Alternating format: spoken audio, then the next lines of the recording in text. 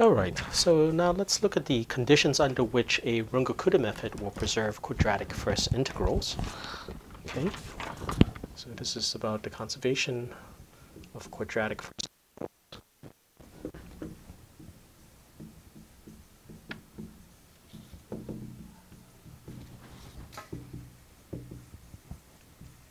by RK methods.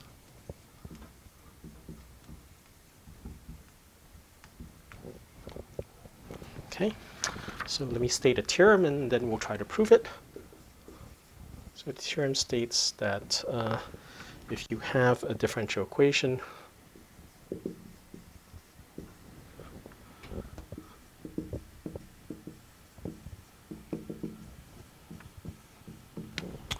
let's say y prime is f of y, right, with a quadratic first integral.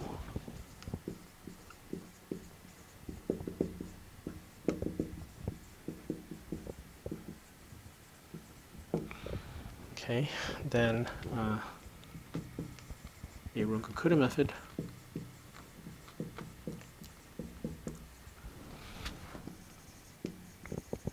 preserves this quadratic first integral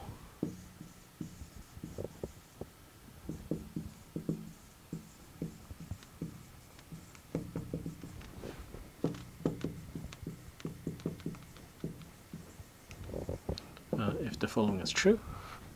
Okay, so there's a condition basically on the coefficients of the Runge-Kutta method. So bi bj minus bi a ij minus bj a ji equals to 0. Okay, and this is obviously something which has to hold for all I and j, where I and j range from 1 to s, where s is the number of stages. Okay, so let's try to prove this. Okay, so so you have a quadratic first integral, so let's write down an expression for it. So so I of y, which is this quadratic first integral, has the form r plus s dot y plus y transpose t y, okay, where basically r is a scalar, right, s is a vector, and then t is a matrix. So I'm going to assume for the purposes of exposition that T is actually a symmetric matrix, but that's not essential. It just makes the proof easier, right? But the condition, I mean, well, I should say the result still holds even if T is not a symmetric matrix. Okay, so symmetry is not necessary for the result to be true.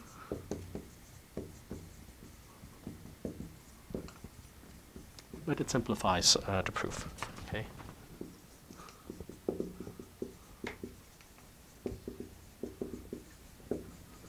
So let's just assume that it's like just so that you get a flavor for what the proof of that result looks like. Okay, so as was the case when we were trying to show that Runge-Kutta methods preserved linear first integrals, what you want to do is you want to use the fact that you have a first integral and then see what implications you have. It's like when you write down, when you use the form, sort of the first integral which you've set up. Okay, so for I to be a first integral,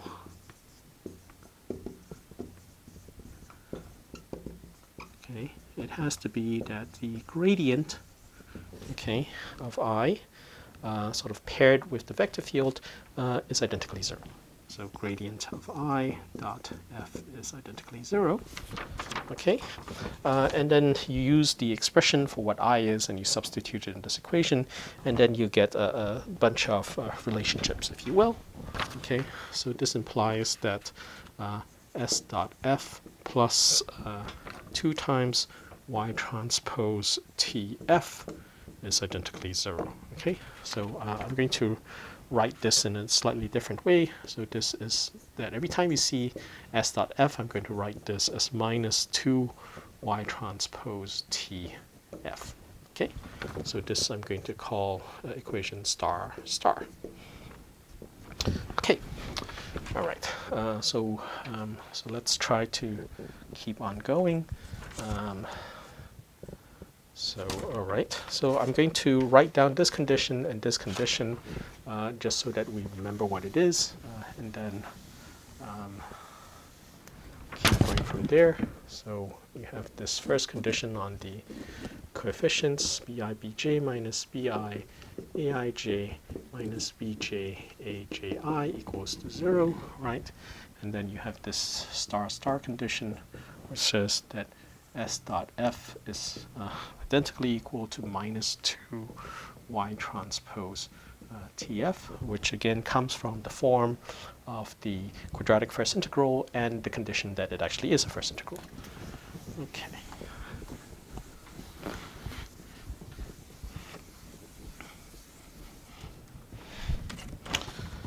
Okay, so you apply the Runge-Kutta method, right?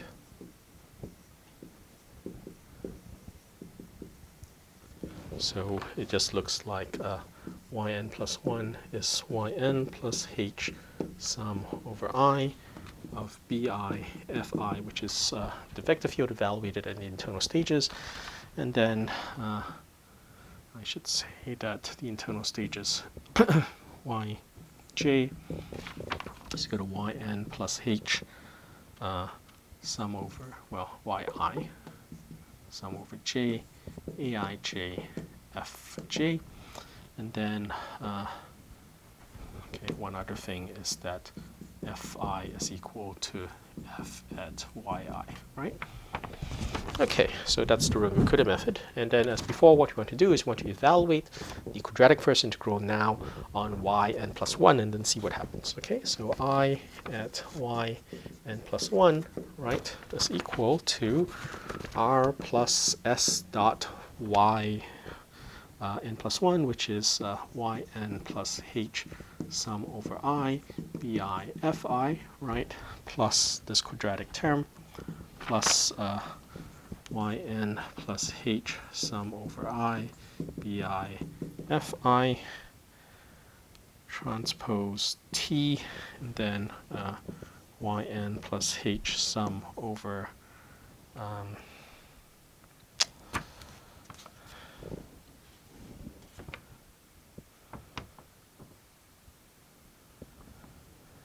I against bi fi.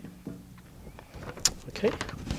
All right. And then part of this term, it's like it just gives you the sort of quadratic first integral evaluated on yn, right? R plus s times yn plus yn transpose tyn, right? So it's sort of the term which is basically the term independent of h, right? Is going to turn out to be I at yn. Okay, and then the higher order terms, it's like you have to check. Okay, so it's I at yn plus h times the sum over I of bis dot fi. Okay, right, plus 2h sum over I of bi yn transpose t fi. So essentially it's like expanding these terms here. So there are the sort of linear terms. It's like coming from the cross terms. It's like, and then there's the term. It's like which comes from the term which doesn't depend on h, which shows up in the IYN, and then there's a term which is quadratic in h, right, which just involves these terms here.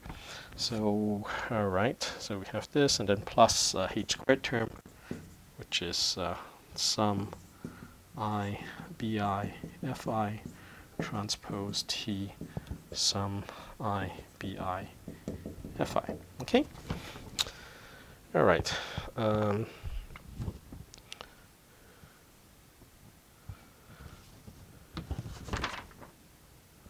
So what we want to show is that if this condition is true, right, that this terms here, right, the terms which are linear in quadratic and h have to vanish, right? Because what you really want to show is that the quadratic first integral evaluated yn plus 1 is equal to the quadratic first integral at yn. So all these terms you want to vanish as long as this condition holds and this condition holds.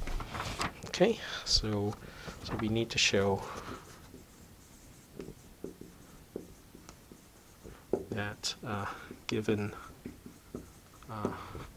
star and star star, right, that some functional which I'll call j, which is just these terms. So I'm going to drop a factor h, okay? So it's going to be the sum of bi s dot fi, okay, plus 2 sum bi yn transpose t fi plus h, then this is the what would have been a quadratic term in h, but then I divided by h. Okay. So sum over I of bi, well, of bi fi transpose t sum over over I of bi fi. Okay. All right. All right, so the first thing I'm going to do is I'm going to use this condition, star star, to rewrite this term, s dot f, in terms of this term here instead. Okay, so using star star, right, I get this equality. Okay.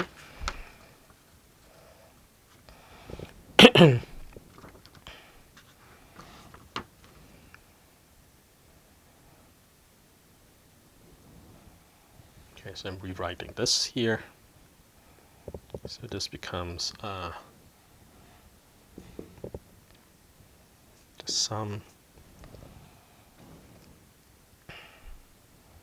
over I of bi, right, minus 2.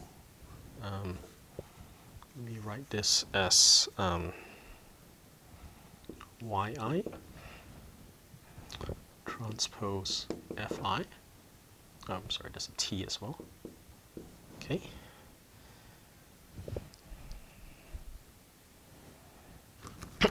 Okay, plus these other terms.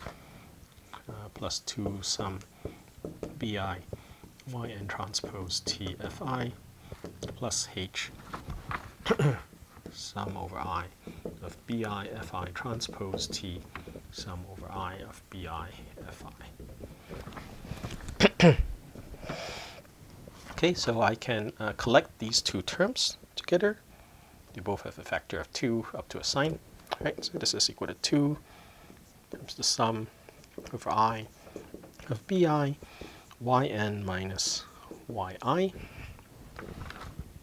transpose t fi. All right, so we have these two terms settled, and then we have this other term, plus h sum over I of bi fi transpose t sum over I of bi fi. All right, so now what we do is that we use the Runge-Kutta, it's like expression, it's like for the internal stages, right? So yn minus yi is basically this h times, or minus h times the sum of aij fj. Okay, so this gives me minus 2h, the sum over I, bj sum over j, aij fj transpose t fi. Okay, and then what I really want to do here is that I'm going to reindex one of these things to be, I'll reindex this term here to be fj, right? Plus h sum over j, bj, fj transpose t sum over I, bi, fi. All right, so this is equal to basically h times minus 2 sum over, well, let me rewrite this. Okay, so h times the sum over I, sum over j, no, h times sum over I, sum over j, minus 2 bj aij fj transpose t fi plus bj fj transpose t, well, okay, put the bi and bj here, bi, right, fj transpose t fi. Right? And you have these two terms which you can then take out, and then you basically end up having a term involving the bj's, aij's, and the bibj's. Okay. All right. So let's see how you can simplify this further.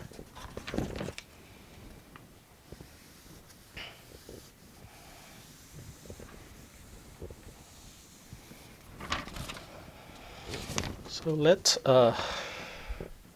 f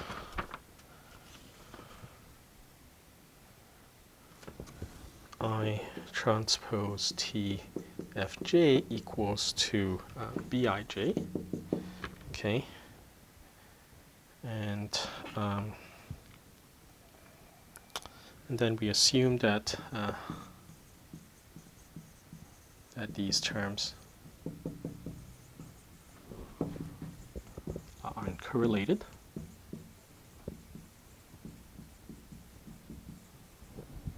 Okay. Well, I should say what these terms depend on. These terms which depend on the vector field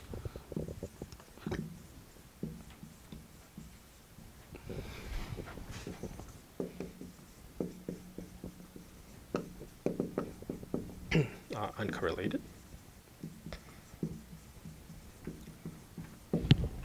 Okay, so in that situation,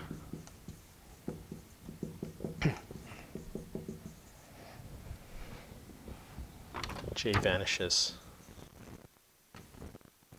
identically, provided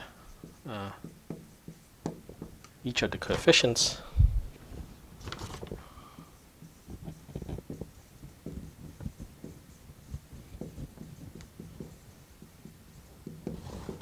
to Bij vanishes.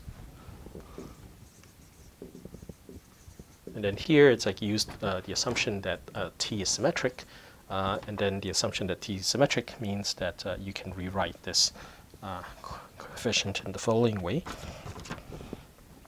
All right, so you can rewrite this coefficient in the following way. You can write this as